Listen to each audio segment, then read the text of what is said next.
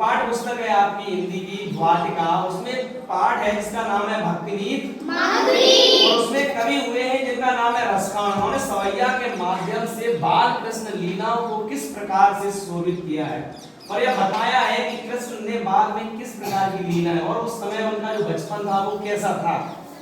तो जरा देखते हैं कि धूरी भरे अति शोभित श्यामजु, जो बाल कृष्ण हैं धूल से पूरी तरीके से सने हुए हैं और इतने मनोहकारी लग रहे हैं, इतने अच्छे लग रहे हैं कि धूरी भरे अति शोभित श्यामजु, तैसी बनी सिर सुंदर चोटी, कैसी बनी सिर सुंदर चोटी, कैसी बनी सिर सुंदर चोटी। एक तो धूल से सने हुए हैं और ऊपर से सुंदर उनके सर पर चोटी विराजमान है जो उनकी शोभा बढ़ा रही है। आगे क्या कहते हैं कि खेलत खात फिरे अंगना, पग पे जने पाजत पीरी कछोटी, पैजन पाजत पीरी कछोटी, पैजन पाजत पीरी कछोटी। और बाछा बिकोरस खान बिलोकत भारत काम कला निज कोटि, भारत कान कला निज कोटि, भारत कान कला निज कोटि।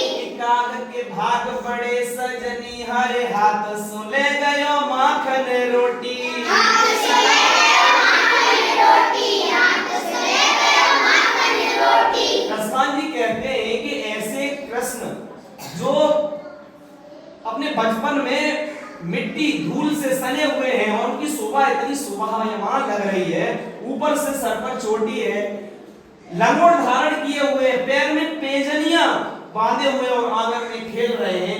ऐसा कह रहे हैं करोड़ों कारों को छोड़कर मैं ऐसी छवि को देखना चाहता हूं। और वो कौवा उसके भाग्य को क्या ही कहेंगे, उनके हाथ से माखन रोटी छीन के ले जाता है। आगे कहते कि या लकुटिया रुकामरिया पर राजती हूं पुर के तजडारो, राजती हूं पुर के तजडारो, राजती हूं पुर के तजडारो। हाथ में लाठी लिए हुए और कंबल ओढ़े हुए, ऐसे रूप को, ऐसा सुंदर रूप जिसमें तीनों लोग शोभायमान है, पूरी तरीके से उनके आगे फेर हो रहे हैं।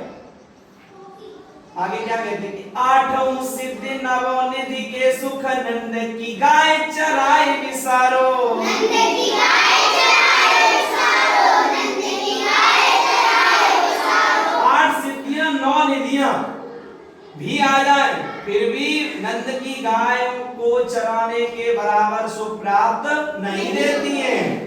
किन्ने नंद तेरा सिखान जबे ब्रज के वन बाग तड़ाग निहारो, ब्रज के बाग तड़ाग निहारो, ब्रज के बाग तड़ाग निहारो। और कोटिक ये कल धौत के धाम करील की कुंजन ऊपर बारो, करील की कुंजन ऊपर बारो, करील की कुंजन ऊपर बारो।